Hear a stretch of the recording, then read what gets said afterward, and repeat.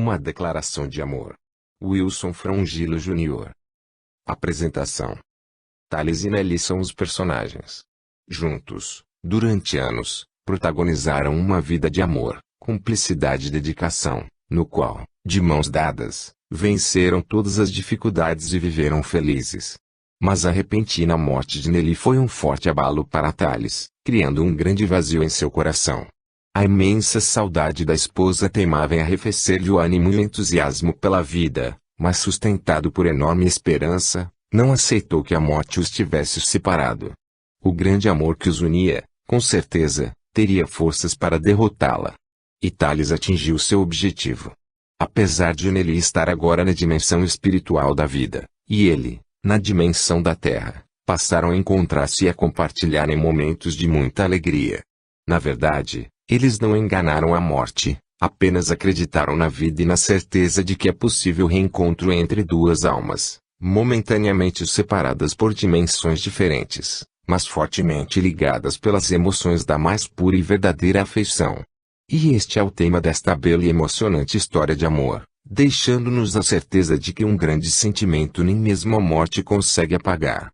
Uma história que, por si só, já significa uma autêntica e eterna declaração de amor. Capítulo 1.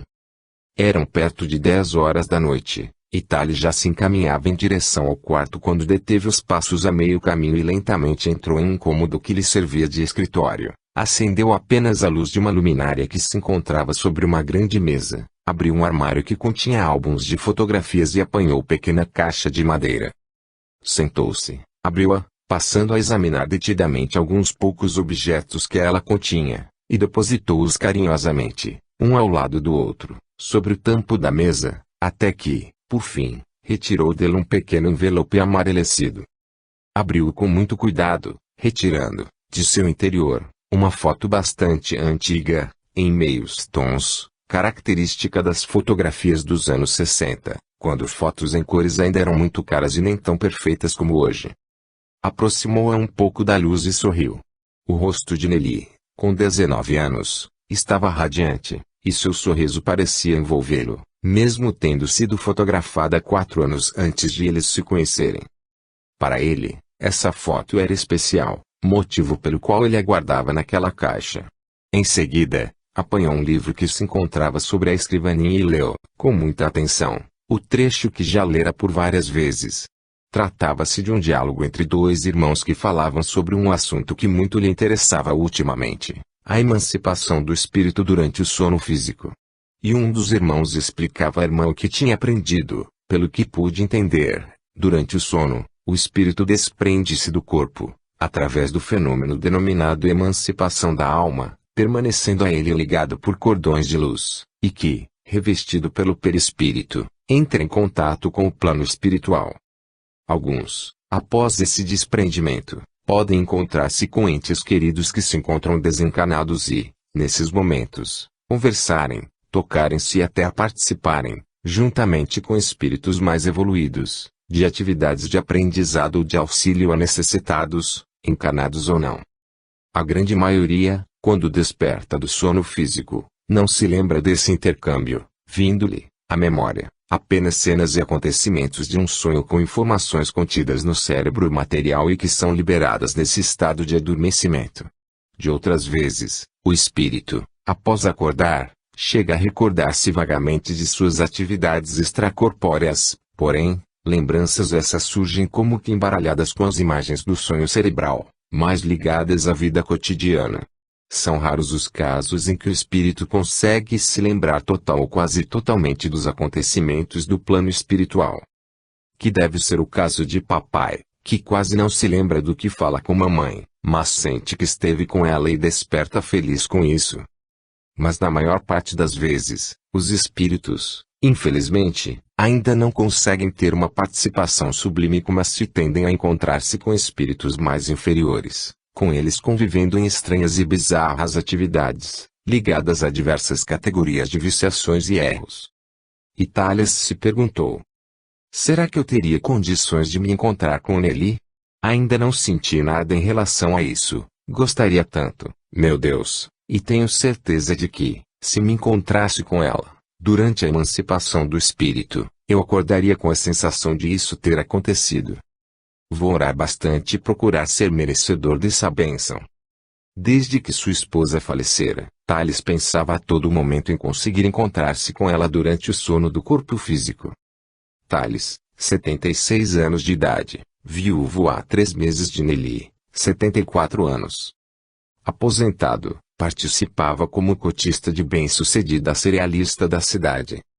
Um casal que protagonizou uma verdadeira e bela história de amor, digna de ser versejada pelas letras dos mais brilhantes poetas que, incansavelmente, passam a vida toda tentando retratar o amor com sublimes e emotivas rimas. 2 enamorados que, com muita dedicação e carinho, souberam desenvolver, através dos ditames do afeto e do verdadeiro amor, uma família unida e feliz. Tiveram e bem encaminharam 3 filhos que, hoje, assim se constituem.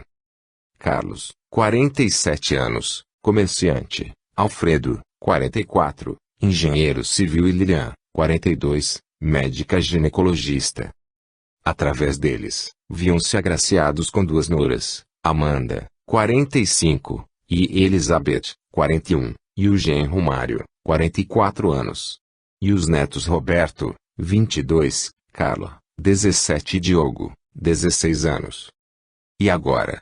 Será que tudo seria sofrimento para Tales, com a partida de Nelly, o grande amor de sua vida? Será que os frios braços da morte conseguiriam separá-los? Todos sabemos que Deus, na sua infinita bondade e sabedoria, quando nos cerra uma porta, outra, ainda maior, por Ele, é aberta à nossa frente desde que possuamos a chave. E Tales a possuía. A chave da fé, da esperança e da certeza, solidificada com a amálgama do amor ao semelhante e moldada através das matrizes delineadas pelas máximas de Jesus. Mas não nos detenhamos mais em considerações. Penetremos com os nossos olhos e o nosso pensamento na leitura que se segue, por vezes, retornando à idade jovem de Tales e Nelly, em lembranças vivas e detalhadas, sob a ótica de cada um deles. Capítulo 2. No plano espiritual. Nelly despertou de profundo e pesado sono. Abriu os olhos lentamente e, sem mesmo atinar onde se encontrava, chamou pelo marido. Tales. Tales. Mas não obteve nenhuma resposta. Tales. Nesse momento, ouviu o som, ao longe, de uma campainha, parecendo-lhe vir do lado de fora da porta do quarto, que se encontrava fechada. Tales. A campainha. Mas parecia que o pequeno esforço para chamar pelo marido lhe tirava as forças, sendo novamente tomada por incontrolável sono. E adormeceu. Passou, então, a sonhar, mas não se tratava de um sonho como os que estava acostumada a ter quando dormia. Era algo diferente. Encontrava-se sem forças para abrir os olhos, ao mesmo tempo em que sua mente divagava em pensamentos e cenas a desfilarem diante de si como se as estivesse assistindo como um espectador comum. Porém, vivenciando-as. Via-se nelas e as vivia com intensidade. Em poucos segundos, percebeu que estava, de alguma forma, relembrando e vivendo toda a sua vida, desde a infância até os últimos momentos em que estivera acordada. Sabia que esse filme, assistido e vivido, já lhe havia sido apresentado há pouco tempo e recordava-se disso.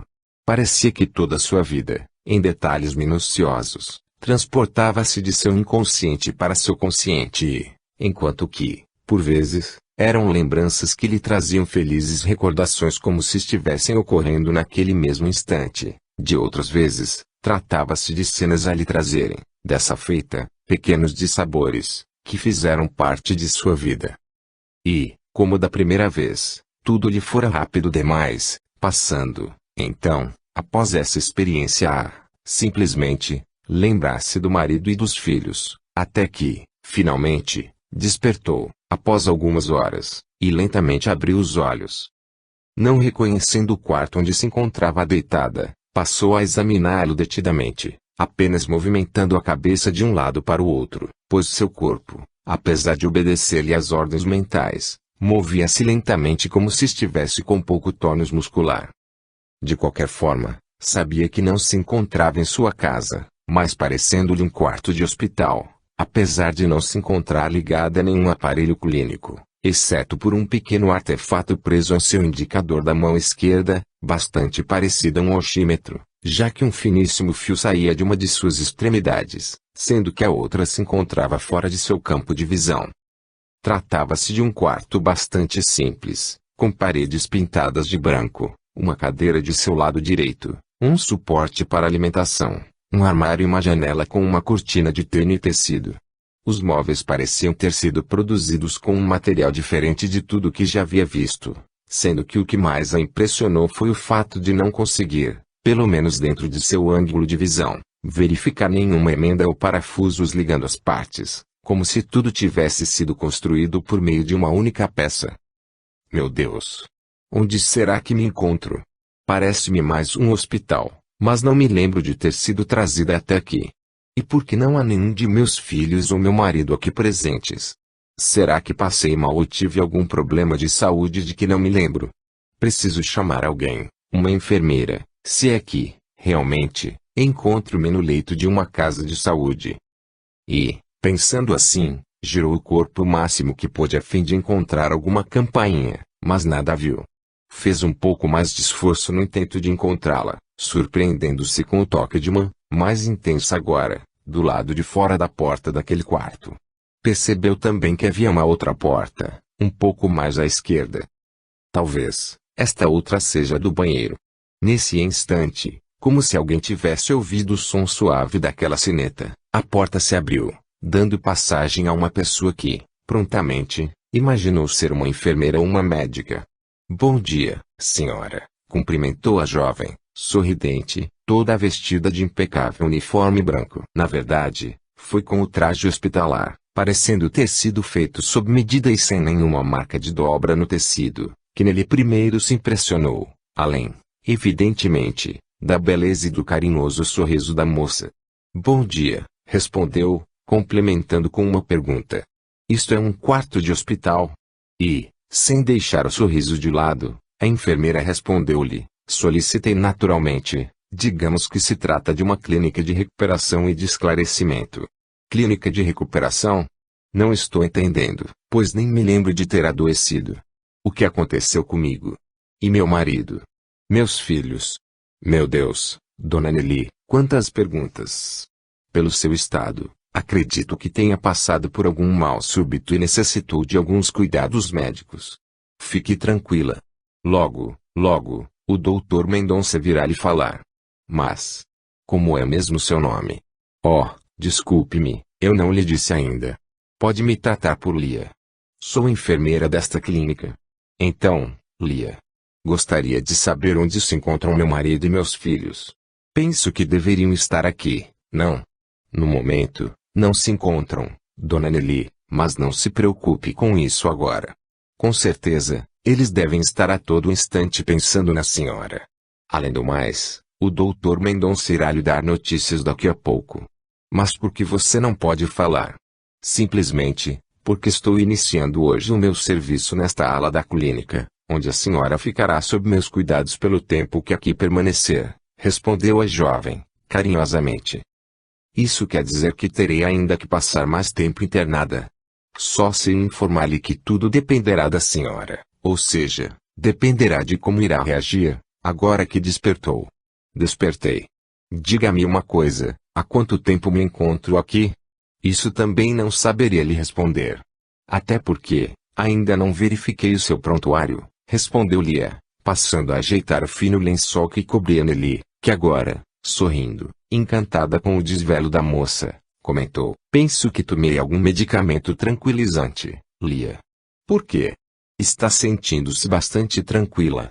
Estou, mas não é somente por isso. É que tive um sonho por demais estranho. Estranho, sim, sonhei em detalhes com quase todos os momentos de minha vida, desde a infância, até onde poderia me lembrar. Mas não foi um sonho como os que estou acostumada. Foi um sonho muito, eu diria, muitíssimo real. Sentia-me vivendo esses momentos ao mesmo tempo em que me parecia estar assistindo a eles. E o que foi bastante interessante aqui, eu diria, muito rápido. Como um filme projetado em câmera rápida. Foi muito real, Dona Nelly. Tão real que cheguei a emocionar-me nessa experiência. Mas isso não é tudo, não. O que é mais? É que, agora mesmo, Neste preciso instante, sinto-me leve. Tão leve que nem pareço sentir esta cama sob minhas costas. Penso até que, se desejasse, poderia sair voando, planando. Deve ser o efeito de algum medicamento que, porventura, tenha sido ministrado à senhora. Mas não me lembro de ter tomado algum remédio. Nesse momento, a porta se abriu, dando passagem ao Dr. Mendonça, que trazia largo sorriso nos lábios e, assim como Lia, todo vestido de branco. Bom dia, Dona Nelly. Que Deus a abençoe. Como se sente? Este é Dr. Mendonça, de quem lhe falei há pouco, informou a enfermeira, cumprimentando-o também. Nelly não pôde deixar de sorrir, contagiada pela alegria que o médico lhe transmitia, parecendo conhecê-lo de longa data, tamanha sua simpatia. Estou muito bem, doutor. Somente não consigo atinar com o motivo pelo qual me encontro nesta clínica e muito menos do porquê de meu marido e meus filhos não se encontrarem aqui quando despertei. Não se preocupe, Dona Nelly, pois temos respostas a todas as suas indagações. Cada uma no seu momento certo. Mas ainda não respondeu à minha pergunta. Se me sinto bem? Sim, como disse a Lia, estou me sentindo muito tranquila, e com uma indescritível leveza. Chego a pensar que poderia planar no espaço se assim o desejasse. E que tive um sonho bastante real, no qual me lembrei de muitas fases da minha vida. Na verdade, creio que todas, apesar de não mais lembrá-las com tanto detalhe. Tudo isso seria causado por algum medicamento. E antes que o médico respondesse as perguntas, Lia pediu licença para se retirar, não sem antes se colocar à disposição da paciente, informando-lhe de que bastaria apertar o botão de um pequeno controle. Se necessitar de alguma coisa, basta apertar este botão, disse a enfermeira, apontando para uma saliência localizada na estranha peça que se encontrava presa ao dedo de Nelly traço, e serei alertada, vindo para cá imediatamente. Obrigada, Lia. Mas não me lembro de tê-lo acionado quando quis chamar alguém e você veio me atender. Não se preocupe com isso agora, respondeu Lia. Há outros meios pelos quais se faz soar a campainha. Dizendo isso, a moça limitou-se a sorrir e saiu do quarto. E, então, doutor? O que aconteceu comigo? O médico tomou de uma cadeira e sentou-se junto à cama. O que posso lhe informar no momento, Dona Nelly, é que a senhora, pela idade que apresenta, passou por um tipo de descompasso cerebral, necessitando de um pouco de repouso a fim de se recuperar. Descompasso cerebral? O senhor quer dizer um derrame cerebral? Mas não sinto nada fisicamente.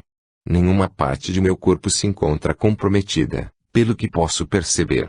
Já experimentei movimentá-lo todo e com sucesso. Vamos, então, considerá-lo como um acidente vascular cerebral de pouca intensidade sem sequelas. Mas não me lembro de nada, e é muito comum não se lembrar. E como estou, doutor? É grave o meu caso? Não, e você mesma já está verificando isso. Sinto-me muito bem. Pois, então, mas torno a insistir, e meu marido e meus filhos? Por que não estão aqui? Está escondendo algo de mim, doutor? O doutor Mendonça sorriu-lhe novamente. Vou começar a responder-lhe, iniciando pela sua última pergunta. Você verá por si mesma que não estou lhe escondendo nada a respeito de sua saúde. E, levantando-se da cadeira, o médico aproximou-se mais da cama, colocou sua mão direita por debaixo do travesseiro e, erguendo-o, juntamente com a cabeça de Nelly, convidou-a, procure sentar-se lentamente. Vou ajudá-la. E a mulher, com muita facilidade, sentou-se. Muito bem, exclamou um homem. Está se saindo otimamente bem. E acionou a campainha, o que fez com que, em alguns segundos, Lia retornasse ao quarto. Pois não, doutor? Lia, por favor, auxilie Dona Nelly a colocar os pés e as pernas para fora da cama. Vou poder ficar em pé? Sim. Lia, por favor, calce-lhe as chinelas. Posso descer da cama? Apoie-se em Lia e conseguirá. Sinto-me um pouco zonza. Isso também é natural, Dona Nelly. Logo passará. Dê alguns passos. Caminhe. E a senhora fez o que o médico lhe recomendou, auxiliada pela enfermeira. Como está se sentindo? Como já disse, sinto-me muito leve. Posso ir até a janela? Oh, sim. Abra as cortinas, Lia, para que Dona Nelly veja o jardim.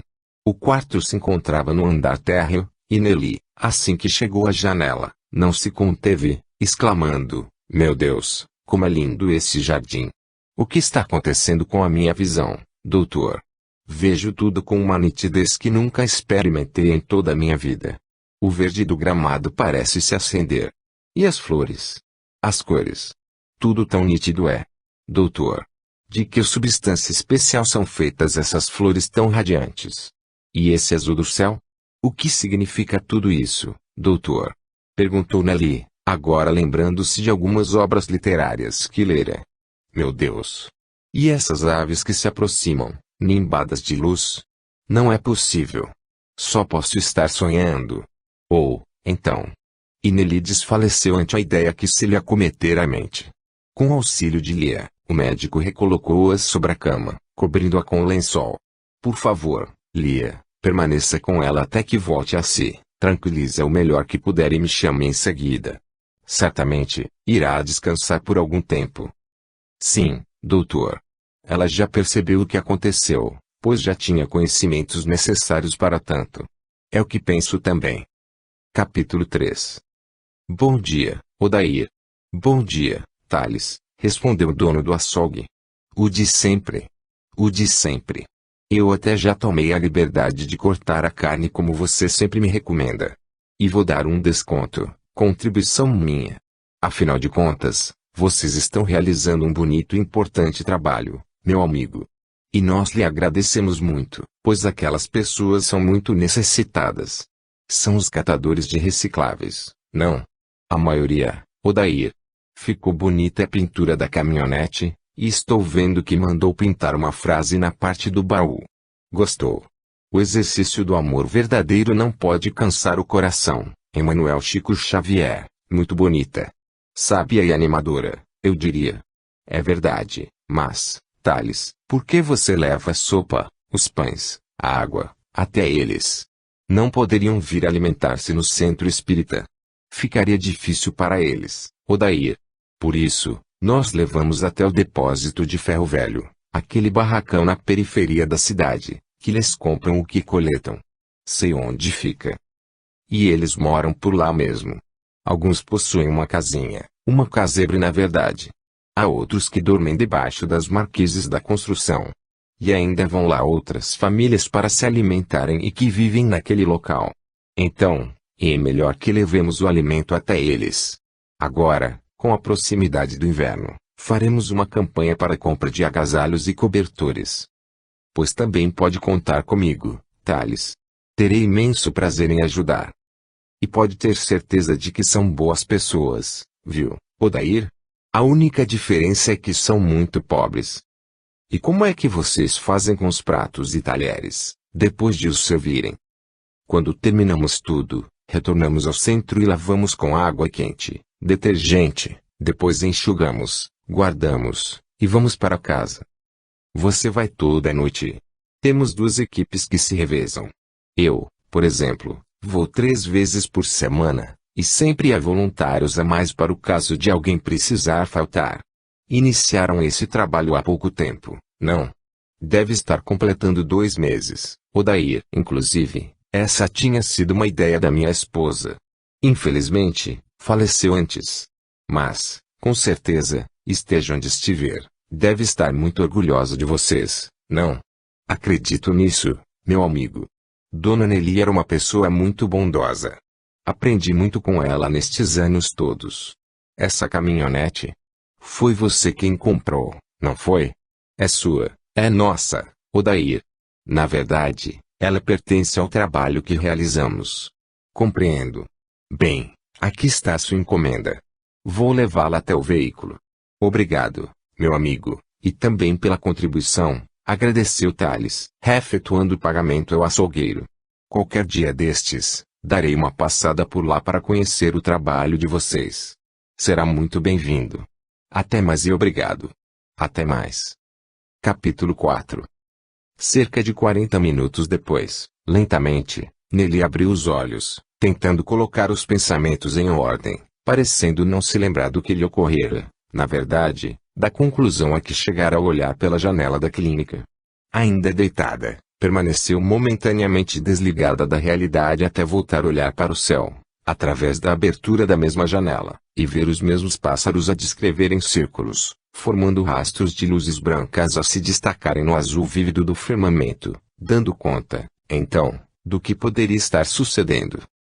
Não entrou em pânico, mas a verdade, que cada vez mais se lhe insurgia no pensamento, acabou por trazer-lhe uma penosa sensação de fragilidade diante do desconhecido.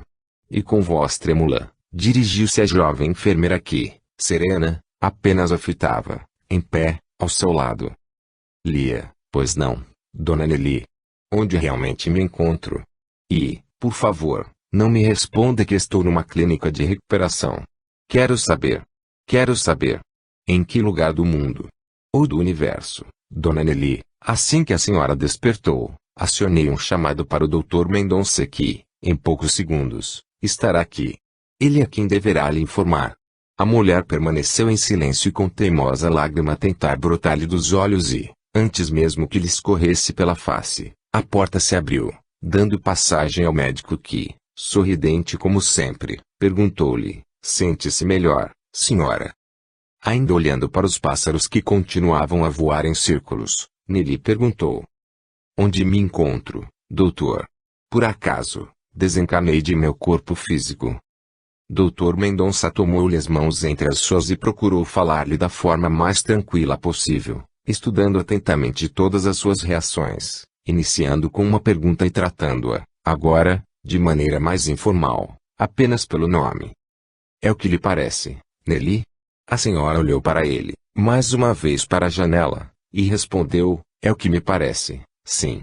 Que lugar mais poderia oferecer paisagem tão linda, com cores tão vivas e, ainda, aqueles lindíssimos pássaros a irradiarem luzes, senão uma colônia de auxílio cristão do plano espiritual? Por outro lado, caso eu esteja certa sobre o local em que me encontro, não posso deixar de sentir que ainda teria muito por fazer na carne, enfim, na terra. Também me passa agora pelo pensamento o porquê de eu estar recebendo um carinho e uma atenção tão grande, levando-se em consideração que, a meu modo de ver, pouco mereço." Com essa pergunta, Nelly calou-se, olhando fixamente para o médico que, sorrindo, ficou a pensar sobre a melhor forma de responder-lhe. Mas apenas alguns segundos permaneceu meditando, pois, gentil como sempre, iniciou sua fala, de forma mansa e branda, carregada de muita compreensão e carinho. "Nelly, você não desconhece que não devemos julgar precipitadamente quaisquer acontecimentos de nossas vidas, sejam eles de dor ou de alegria, porque sabemos que os de sofrimento somente podem ter sido ocasionados por nós, e os de felicidade, por Deus. E mesmo os de mágoas, na verdade, são percalços que a vida, tão bem organizada pelo Criador, enseja-nos, como oportunidades de reflexão e de aprendizado. Sei disso, doutor, e sei também que não devemos nunca reclamar de qualquer tipo de ocorrência, tendo em vista sabermos que Deus é justo e perfeito e que se tivéssemos qualquer pensamento de inconformação, por este ou por outro motivo, estaríamos pondo em dúvida esse amor que Deus nutre por todos nós, seus filhos. Sei disso tudo, porém, não posso deixar de me sentir invadida por profundo sentimento de tristeza, pela ausência de meus familiares, na verdade, de meus filhos e de meu marido. Formávamos uma família muito feliz e equilibrada." A mulher calou-se por alguns poucos segundos e, voltando-se novamente para o médico, perguntou-lhe: "Doutor, encontro-me desencarnada de meu corpo material. Meu corpo faleceu? Morreu? Foi o que aconteceu, Nelly. Você encontra-se no verdadeiro plano da vida. Imagino que queiras saber mais detalhes." Após pensar por mais alguns instantes, tornou a perguntar: "Há quanto tempo, doutor?" "Há 3 meses, Nelly." 3 meses? 3 meses e 2 dias, para ser exato. "E por onde andei durante esse tempo todo?" "Não me lembro de nada." "Você encontrava-se em tratamento médico?" "Tratamento médico?" "Na verdade, Nelly, você sofreu um derrame cerebral fulminante." "Meu Deus!" "Após esse acidente vascular, foi desligada com auxílio de entidades espirituais especializadas e trazida para um hospital onde, após tratamento de recomposição fisiológica em seu perispírito, Foi transferida para esta clínica que, como já lhe foi dito, cuida da recuperação e do esclarecimento dos que, para esta colônia, são encaminhados. Mas e meus filhos, meu esposo? Como estão, doutor? Devem estar sofrendo muito com a minha ausência. Assim como eu. E Nelly não conseguiu conter as lágrimas, e um choro convulsivo irrompeu de si como se somente agora tivesse tomado consciência do que verdadeiramente lhe estava ocorrendo. Nesse momento, uma suave campainha soou, e lhe abriu a porta, dando entrada a uma religiosa, que trajava um hábito de freira. E Nelly não pôde conter a surpresa. Irmã Lúcia. É você mesma? Não posso acreditar, Nelly, minha boa companheira de jornada, respondeu a freira, sorrindo e abraçando a amiga que, no mesmo instante, levantara-se da cama, pondo-se em pé. Mas como isso é possível, irmã? E alegre e radiante com a presença da amiga, que já desencarnara havia alguns anos, perguntou ao Dr. Mendonça, mas, afinal de contas, doutor, esta clínica de recuperação é espírita ou católica? E o médico, rindo da perplexidade dela, respondeu, esta clínica é cristã, onde trabalhamos para Jesus. Mas, eu pensei, você tem toda a razão em ficar perplexa, Nelly, disse a freira traço, pois ainda se sente muito ligada a rótulos. Sim. É que, verdadeiramente, continuou a irmã Lúcia traço, o que você quer saber é quem está com a verdade, se o espiritismo ou a minha religião, não é? Sim, veja bem, minha amiga. Vamos ver por este lado, na Terra, você acreditava na doutrina espírita, e eu, nos preceitos católicos. Vamos dizer que, hoje, eu já creio na necessidade das encarnações, na comunicabilidade dos espíritos desencarnados com os encarnados, numa vida bem mais parecida com a da Terra, sem a prepotência de crermos que, com o pouco que realizamos, já estaríamos aptos a viver num paraíso ou nos encontrarmos com Deus após a morte do corpo físico. Tudo isso, eu já sei, mas não era assim que eu, a princípio, imaginava, apesar de que, com o passar do tempo, ainda na Terra, comecei a ver as coisas de uma maneira um pouco diferente, após ler alguns livros espíritas, por curiosidade. Mas o que interessa, o que é o mais importante, é que, seguindo esta ou aquela religião, sejamos cristãos, ou seja, pratiquemos o que Jesus nos ensinou.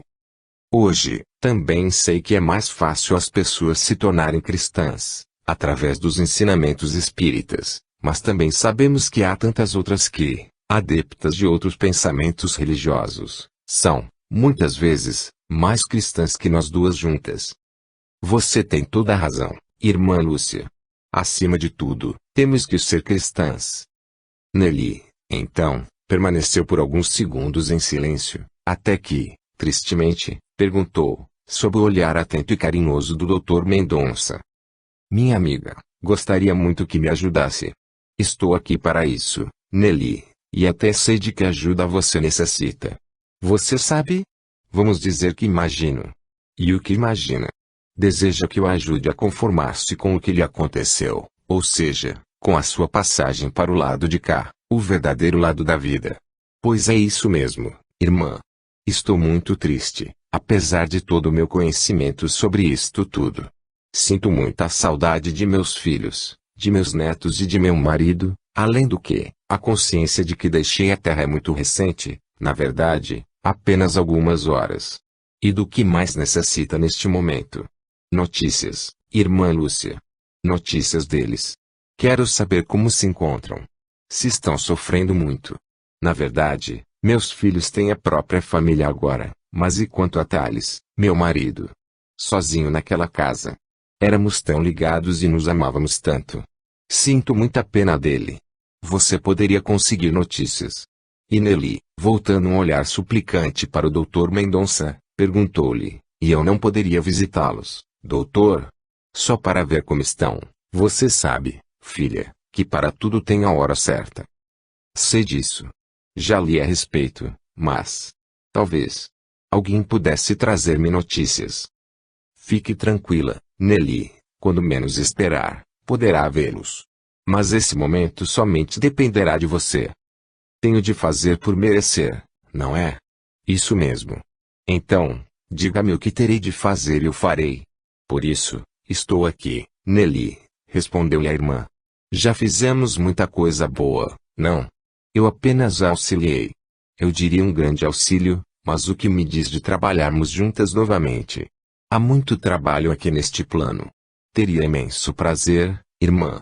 E pelo que estou entendendo, o trabalho no bem seria o meu bilhete, a minha autorização para visitar os meus. Não. Você sabe disso. O trabalho não somente lhe dará a permissão necessária para isso, como a preparará para esse encontro.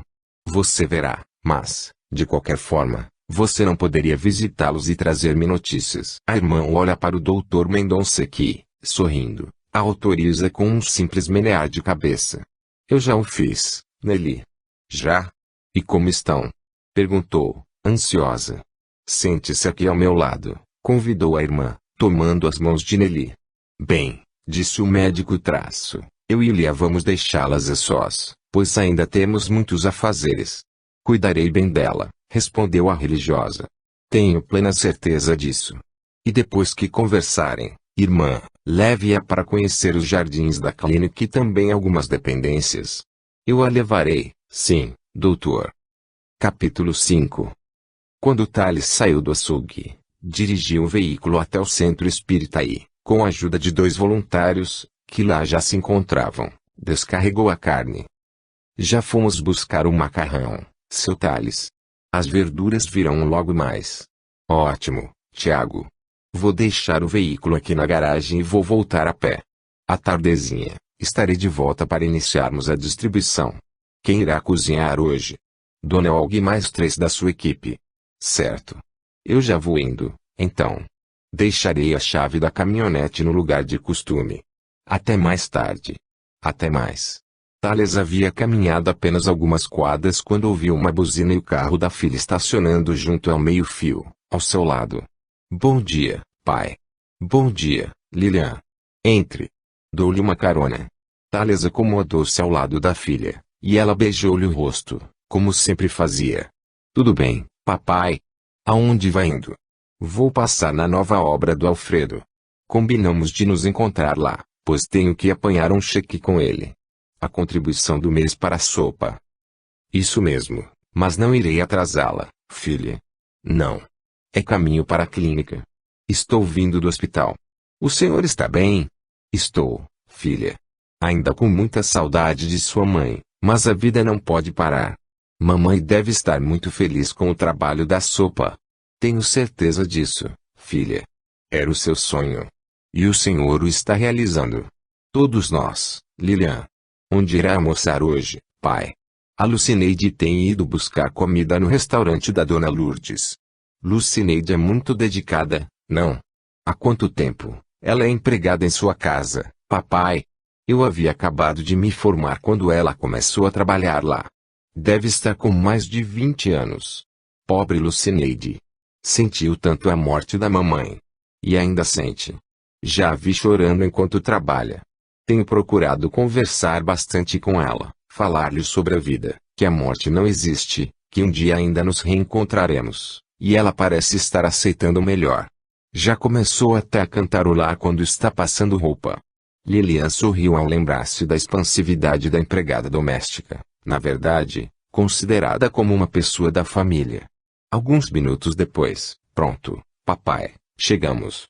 Veja, o Alfredo está lá nos fundos da construção. Obrigado pela carona, Lilian. Diga ao Mário e ao Diogo que lhes envio meu abraço. Direi sim, pai. Apareça lá em casa. Neste final de semana, passarei por lá. E Thales desceu do carro. Bom dia, Thales, cumprimentou o dono de uma loja, localizada defronte da construção, do outro lado da rua. Bom dia, Esteves. Como vai o coração? Depois da cirurgia, ficou novo, Thales. Certamente, está melhor do que o meu. Pelo menos, está remendado, respondeu o comerciante, rindo alto. E o doutor Mário, seu genro, não economizou remendos. Um bom dia e bons negócios, meu amigo, disse Thales, sorrindo, e entrou na construção para falar com Alfredo. Quem era, Esteves? Perguntou Judite, sua esposa, chegando naquele instante, dos fundos da loja. Era o Thales. Um bom homem, não? Desde que o conheço, nunca o vi reclamar de nada, sempre sorrindo e com uma palavra amiga. É verdade, Judite. Uma boa pessoa, sempre com uma palavra fraterna e sensata. Você também é um bom homem, querido. Sabe, Judite, aprendi muito com esse meu amigo. Capítulo 6. E assim que o médico e a enfermeira se retiraram, Nelly, ainda ansiosa, perguntou: E, então, minha amiga, como estão meus familiares? Vamos começar pelos seus netos. Todos estão bem. Logicamente, sentem sua falta, mas são jovens e possuem tantas ocupações que, não os leve a mal, estão se acostumando. Eu sei disso, irmã, e fico contente com isso. E meus filhos? Carlos, Alfredo e Lilian estão bem e, apesar da grande saudade que sentem da mãe tão carinhosa, compreensiva que sempre foi, e conselheira de todos, sentem-se calmos, pois sabem que você deverá estar muito bem aqui neste plano, tendo em vista o conhecimento que detinha e que detém sobre a vida e, principalmente, pelos trabalhos caridosos que desenvolvia. O que mais os preocupa no momento é Thales. Meu marido não está bem? Está, mas sente muito a sua falta. Pobre Thales, murmurou Nelly, tristemente. Mas você não deve se preocupar tanto, pois assim como seus filhos, ele também a imagina como alguém que está sabendo lidar com toda esta mudança e confia muito em Deus e nos espíritos. Ele está muito triste, irmã. Como um apaixonado que sempre foi, respondeu, sorrindo traço, mas, como lhe disse, não se encontra desesperado. Apenas com muita saudade, o que é perfeitamente natural, não. De qualquer forma, possui a certeza de que, um dia, a encontrará novamente. E o que ele tem feito? Bem, ainda não foi trabalhar, até porque seus filhos lhe pediram para que se distraísse um pouco. Mas o trabalho é a sua maior distração. Eu disse que não foi trabalhar na loja, mas tem desenvolvido uma boa atividade.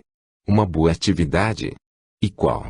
Bem, em seu nome, Nelly, ele e outros cooperadores estão realizando a distribuição de sopa aos catadores de recicláveis e às famílias pobres, debaixo das marquises do depósito de ferro velho. Em meu nome. Por quê? Porque essa ideia era sua, e ele, então, procurou entusiasmar os frequentadores do centro espírita para que a colocassem em prática.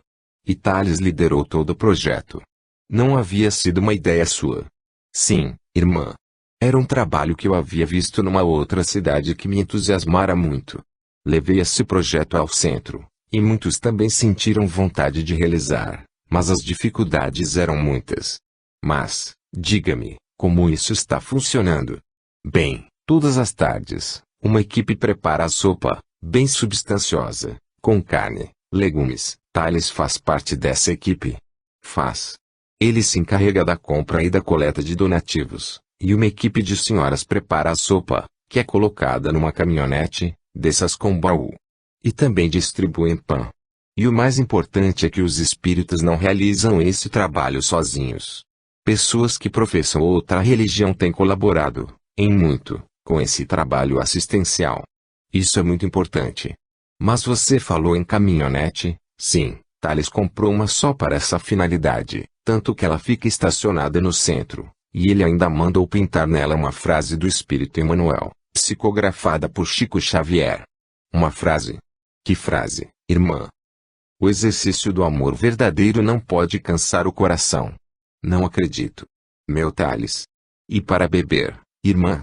Eles levam água em pequenas garrafas, também na caminhonete.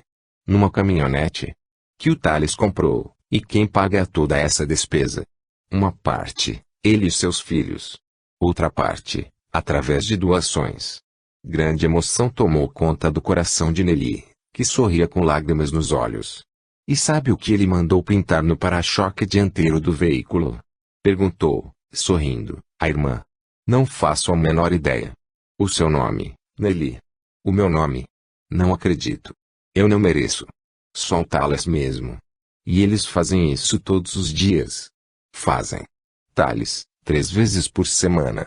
Na verdade, são equipes que se revezam. Jovens, adultos, velhos e até crianças, com os pais. E, nesta época do ano, irão distribuir cobertores também. Há muitos desabrigados, não, irmã? não somente desabrigados como também andarilhos que vivem pelas estradas. A ideia inicial era de distribuir no centro espírita como muitos fazem, mas a maioria dos necessitados costuma passar a noite na periferia da cidade. Eu sei, Nelly. Eles se aglomeram debaixo das marquises dos depósitos de ferro velho. Na verdade, durante o dia, catam papelão, latas e plásticos para venderem lá. Isso mesmo, e é um pouco afastado da área central da cidade, onde se localiza nossa instituição espírita. E Thales? Está entusiasmado com esse trabalho? É todo entusiasmo, pois é um bom homem e sempre disposto a ajudar os necessitados. Isso é verdade, irmã Lúcia. Mas, por favor, conte-me mais. A religiosa sorriu, diante da curiosidade da amiga, e continuou, sabe, Nelly, da última vez em que lá estive, eu vi falando sobre Jesus para um dos andarilhos. Sobre Jesus? E o que ele dizia? Ele falava sobre o que pregava Cristo com referência à humildade, à necessidade de sermos brandos e pacíficos e que não devemos nunca nos revoltar contra a vida que levamos, contra os nossos problemas que, certamente, foram causados por nós mesmos, nesta ou em outra vida, sobre as leis de causa e efeito, que não somos nunca castigados por Deus e que tudo o que possa nos ocorrer são apenas chances que Deus nos oferece para aprendermos com as diversas situações da vida e, muitas vezes, para experimentarmos o sofrimento que o nosso veneno do passado ocasionou para muitos irmãos. E de uma forma bastante convincente, com exemplos, e tudo mais. E quanto à saudade que sente por mim, irmã? Você ouviu ele falar alguma coisa? Não que eu queira que ele sofra por minha causa, com minha ausência, mas apenas para saber como ele se encontra. Tenho percebido uma grande tristeza, sim, Nelly, mas é certo que, com o tempo, ele irá melhorar e passará a pensar em você com muita alegria no coração, relembrando os bons momentos que viveram juntos. Nelly não conseguiu conter mais algumas lágrimas e abraçou a amiga. Capítulo 7. Dias se passaram, e Nelly já percorria, como observadora, alguns quartos da clínica com irmã Lúcia. Era noite. Aproximaram-se, então, de uma cama onde se encontrava uma senhora, dormindo, com o semblante bastante austero, e sem mexer um só músculo do corpo. Irmã Lúcia apanhou um prontuário, de uma prancheta presa na grade inferior do leito, e mostrou a Nelly, lendo em voz baixa, Senhora Maria Teresa, 55 anos de idade, solteira, muito católica, observadora dos preceitos religiosos, acentuadamente rígida com os atos alheios e formadora de opinião sobre os mesmos, junto à comunidade feminina com a qual se relacionava. Nelly olhou para a irmã e, antes que emitisse sua opinião, esta, com fraternal sorriso nos lábios, parecendo ler seus pensamentos, disse-lhe, não devemos julgar ninguém, Nelly, senão, estaremos também olvidando da trave de nosso olho. A amiga sorriu e mostrou seu entendimento, dizendo, entendi, irmã. Como nos recomendou Jesus quando perguntou, por que vedes um agueiro no olho do vosso irmão, vós que não vedes uma trave no vosso olho? Não é mesmo? Pois é isso. Não vamos julgar esta nossa irmã sem antes sabermos o verdadeiro motivo de ela ser assim, tão julgadora e acusadora para com os defeitos alheios. E o que ela tem? Irmã Lúcia leu mentalmente o restante da ficha avaliadora e respondeu. Pelo que estou constatando, Maria Teresa recusa-se a aceitar que, após a morte de seu corpo físico, encontra-se aqui nesta clínica de recuperação e não no céu, no paraíso que sempre acreditou ser seu destino, haja vista toda a sua dedicação, mais precisamente à igreja da cidade. Compreendo. Isso ocorre com muitos, mesmo com aqueles que até já sejam conhecedores do que ocorre após a morte do corpo. Já ouvi muitos diálogos de doutrinadores, em reuniões mediúnicas, com espíritos que seguiam a religião espírita, desesperados e, mesmo, revoltados, porque, após desencarnarem, não foram acolhidos com pompas e honrarias, como se o simples conhecimento da doutrina dos espíritos fosse o ingresso certo num plano mais elevado da verdadeira vida. Isso é muito comum, Nelly.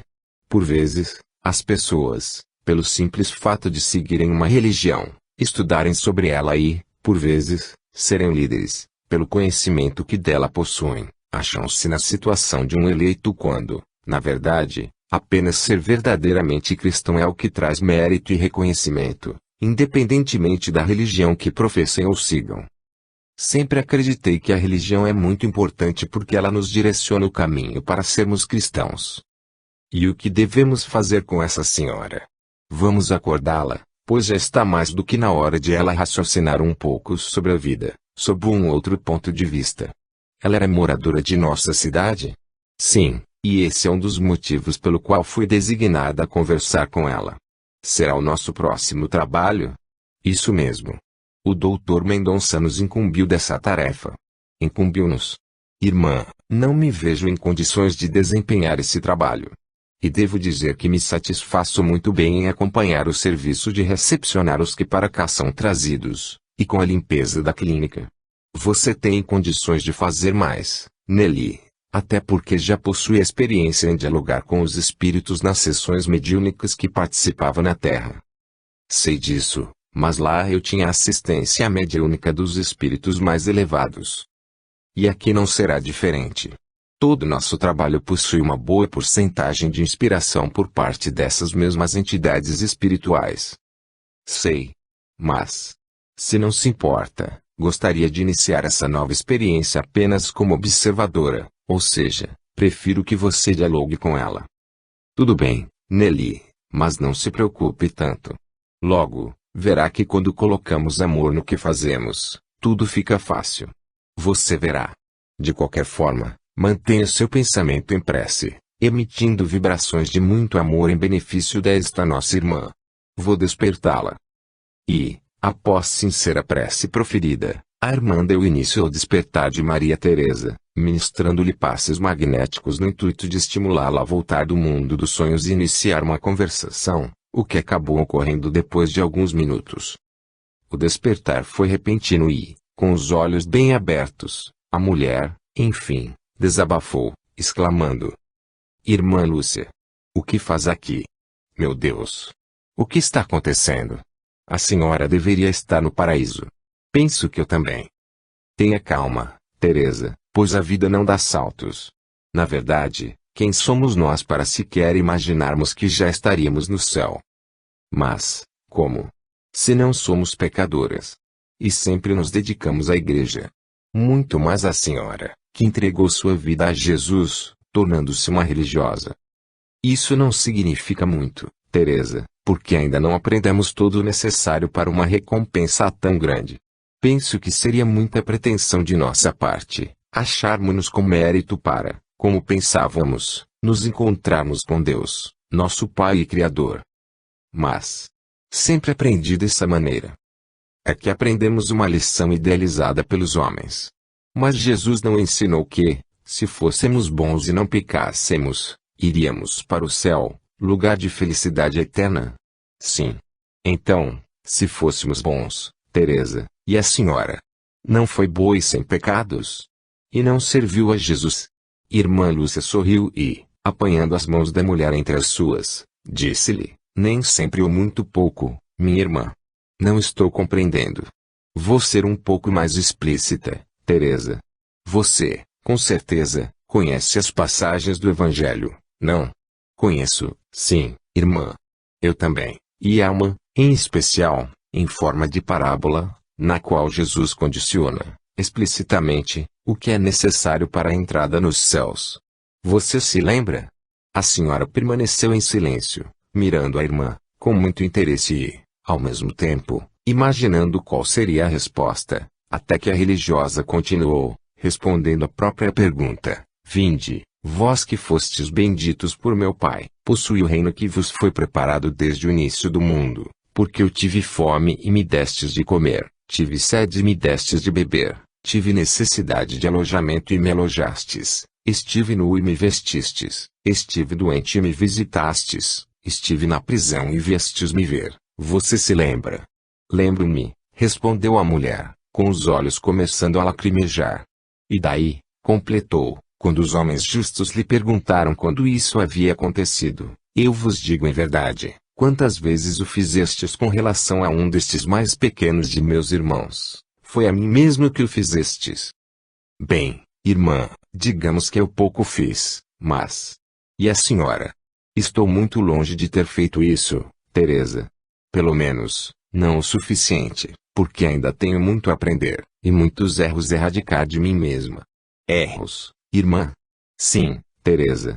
Há alguns anos, interessei-me por uma doutrina religiosa, na qual os espíritos ensinavam que, espíritos. A senhora, por acaso, acredita na existência de espíritos?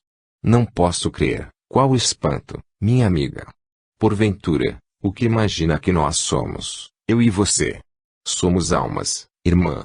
Não consegue compreender, Teresa, que são apenas maneiras de se denominar a mesma coisa. Nosso corpo físico, que envergávamos na terra, sucumbiu, morreu, e cá estamos nós, neste local, tenhamos o nome de almas ou espíritos.